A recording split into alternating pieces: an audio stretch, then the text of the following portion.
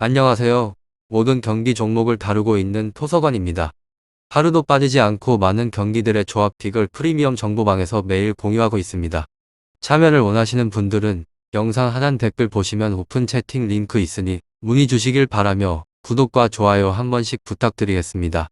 그럼 이번 경기 정보 시작하겠습니다. 호주 오만 축구와 관련하여서 호주팀은 2승으로 조에서 1위를 지키고 있는 곳으로 오만은 1승 1패의 성적을 가지고 있습니다.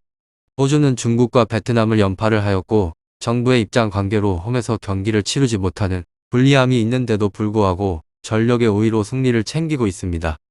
프랑크푸르트 중원에서 좋은 역할을 하는 후르스티치가 경기 지배력을 올리고 있는 중으로 로기치와 에런 무이 등이 해결을 할 선수들도 충분하기도 합니다. 베게네트크가 로테이션 멤버로 나설 정도로 수비 라인에 있어서도 굉장히 탄탄한 곳입니다. 다음으로 오만팀은 의외로 최종 예선에서 복병이 되고 있는 곳으로 일본 원정에서 승리를 하였고 사우디를 상대로도 경기 내용상으로는 더 나은 모습이었습니다.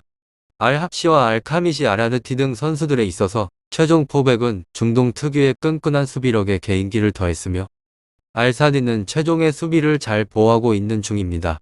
아야즈리응 좋은 피지컬로 파괴력 넘치는 공격수임을 증명하고 있습니다. 오만이 호주를 상대로 확실하게 라인을 내리고 비기기 작전으로 나설 것이기 때문에 호주도 공격을 풀어가기 쉽지는 않습니다.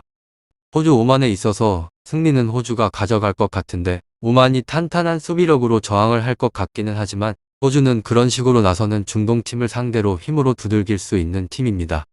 프루스티치의 공격의 전개 속에서 로기치와 무이가 오만 수비를 공략을 할 수 있고 세트피스에서 장신 센터백들이 제공권을 장악을 할 호주가 3연승에 성공을 할 것 같기도 합니다.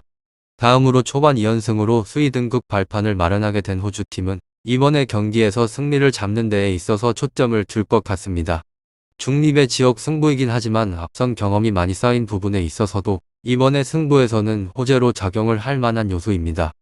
약체 네탈과의 평가전에서 대승을 거두면서 자신감을 키운 오만이긴 하지만 7골보다 2실점이 더 눈에 들어오는데 수비 위주로 나설 승부이긴 하지만 기대만큼의 집중력을 선보이는 흐름으로 갈지는 불투명한 면이 많습니다.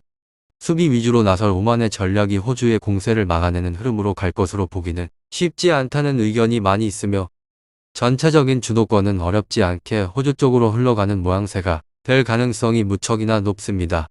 호주가 공격적으로 나섰을 때 오만 수비진이 그에 걸맞는 힘을 보여줄지에 관해서는 미지수이며 앞선 두 팀의 행보상 차이가 쉽게 벌어지는 양상은 그려볼 만한 경기입니다. 호주 오만 축구에 대해서 조금 더 알아보게 되면 호주팀은 조에서 1위로 승승승승승 지난번에 예선전 2경기에서 전승으로 현재 조선두에 올라와 있습니다. 유수의 전력을 갖고 있는 중으로 공식전 10연승으로 팀 에너지 레벨도 호조에 올랐습니다. 승점 3점에 가깝다는 점은 아니라고 할 수 없는 사실입니다. 이 팀은 수비의 성과가 좋은 곳으로 앞선 공식전 4경기에서 전부 클린 시트 달성을 하였습니다.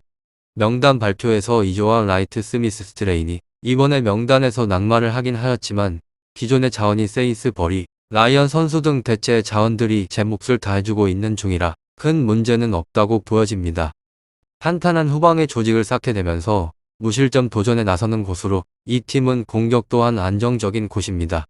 90분 내내 상대방을 수세해 볼 것이 자명한 곳으로 2선과 3선의 꼼꼼한 빌드업으로 점유율을 높이고 윌선의 화력을 통하여서 승기를 잡을 공산이 높은 곳이기도 합니다.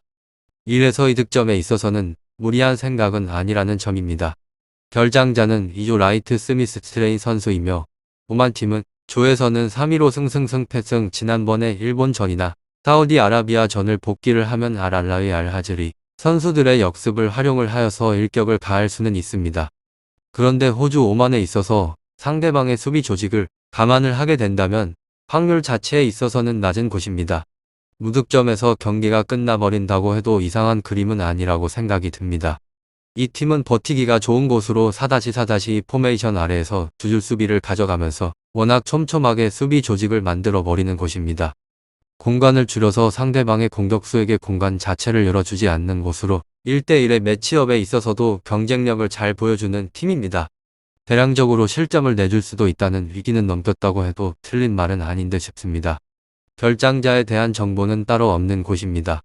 오만팀은 호주팀에 비해서 전력에 있어서 많이 떨어지는 곳으로 쉽게 말해서 몸값을 비교를 해볼 수가 있는데 1/7 수준에 있어서 그치는 곳입니다. 승점 확보에 있어서는 당연히 힘들 것은 예상해 볼 수 있는 곳입니다. 앞에서 언급을 하였지만 상대방의 공세에 있어서 밀려버릴 확률이 있으며 경기를 하는 90분 동안에 강제를 당하고 윗선으로 올라가는 것 자체가 부담인 곳입니다. 호주 오만 축구에 대해서 더 궁금하신 사항 혹은 나는 다른 생각을 가지고 있는데 이걸 어떻게 풀어보고 싶습니다 라고 하시는 분들은 문의를 주시길 바랍니다. 이 부분에 대해서 어떠한 점이 잘못된 사항인지에 관해서 설명을 해드리도록 하겠습니다. 유익한 정보가 되셨다면 구독과 좋아요 한 번씩 부탁드립니다. 그리고 최종 조합과 정답지는 항상 프리미엄 정보방에서 항상 공유하고 있으니 참고해 주시고 이번 영상 마무리하겠습니다.